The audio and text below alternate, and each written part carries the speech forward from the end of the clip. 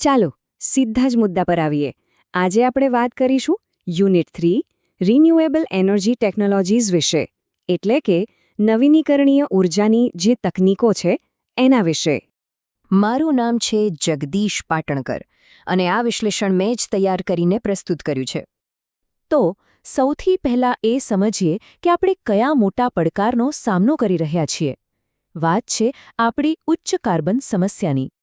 જુઓ, આપણી સામે ઉર્જા માટે બે રસ્તા છે અને બંને બિલકુલ અલગ છે. એક બાજુ છે બિન નવીનીકરણીય સ્ત્રોત, જેમ કે અશ્મિભૂત ઇંધણ.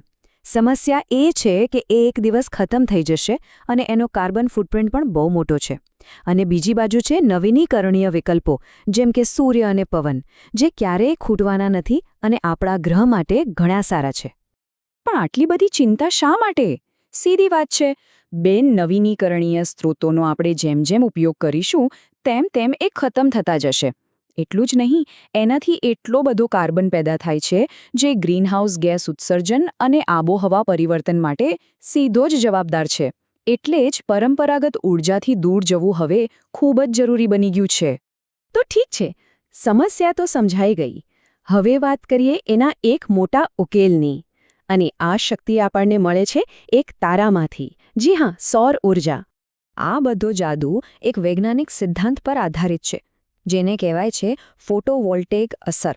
સાવ સાદી ભાષામાં કહીએ તો આ એક એવી પ્રક્રિયા છે જે પ્રકાશના કણો એટલે કે ફોટોનને સીધા જ વીજળીમાં એટલે કે વોલ્ટેજમાં ફેરવી નાખે છે. અને આ ટેકનોલોજીની સૌથી મજાની વાત શું છે ખબર છે? એ કેવી રીતે મોટી થાય છે એ. શરૂઆત થાય છે એક નાના અમથા સેલથી, પછી આવા ઘણા સેલ ભેગા મળીને બને છે એક મોડ્યુલ, અને પછી તો આવા હજારો મોડ્યુલ ભેગા કરીને એક વિશાળ એરે બનાવી શકાય છે જે આખા શહેરને વીજળી આપી શકે. પણ ચાલો થોડું ઝૂમ ઇન કરીએ. એકદમ સૂક્ષ્મ લેવલ પર શું થાય છે વિચારો. સૂર્યપ્રકાશ એટલે ફોટોનનો વરસાદ. જ્યારે આ ફોટોન સોલર સેલ પર પડે છે ત્યારે ત્યાં રહેલા ઇલેક્ટ્રોનને ધક્કો મારીને છૂટા પાડી દે છે. અને બસ આ છૂટા પડેલા ઇલેક્ટ્રોનનો પ્રવાહ એટલે જ વીજળી. આટલા સરળ સિદ્ધાંતથી આપણા ઘરોમાં અજવાળું થાય છે. ઓકે, તો આ આખી પ્રોસેસને 4 સિમ્પલ સ્ટેપ્સમાં સમજીએ.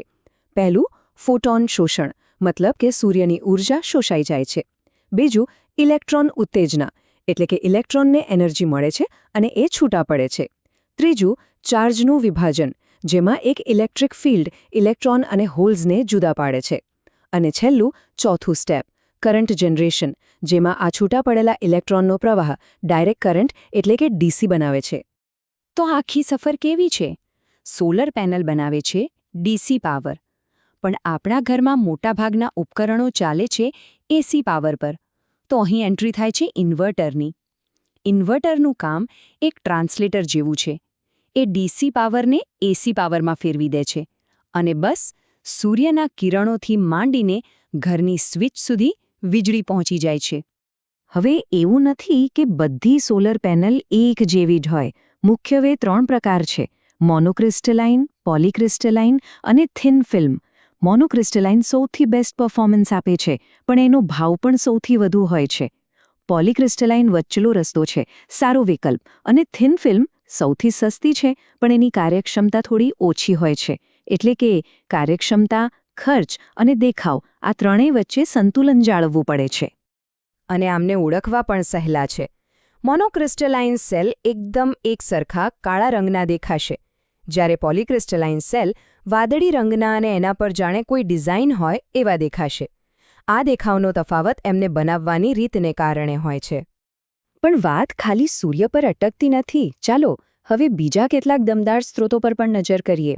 વાત કરીએ પવન અને પાણીની, જે આપણો એનર્જી પોર્ટફોલિયો વધુ મજબૂત બનાવે છે. પવનચક્કીઓનું કામ તો એકદમ સીધું છે. એ પવનની ગતિને પકડે છે, એને યાંત્રિક ઉર્જામાં ફેરવે છે અને પછી એમાંથી બને છે વીજળી. સિદ્ધાંત ભલે સરળ હોય, પણ એની તાકાત જબરદસ્ત છે. અને આ કોઈ નાની સૂની વાત નથી. આંકડા સાંભળીને જ અંદાજ આવી જશે. ડિસેમ્બર 2023 સુધીમાં ભારતની પવન ઉર્જાની સ્થાપિત ક્ષમતા હતી 44.736 ગીગાવોટ. આટલી ક્ષમતા સાથે આપણે દુનિયામાં ચોથા નંબરે છીએ. આ આંકડો ખરેખર બહુ મોટો છે. વિન્ડ ટર્બાઇનની પણ મુખ્યત્વે 2 ડિઝાઇન જોવા મળે છે.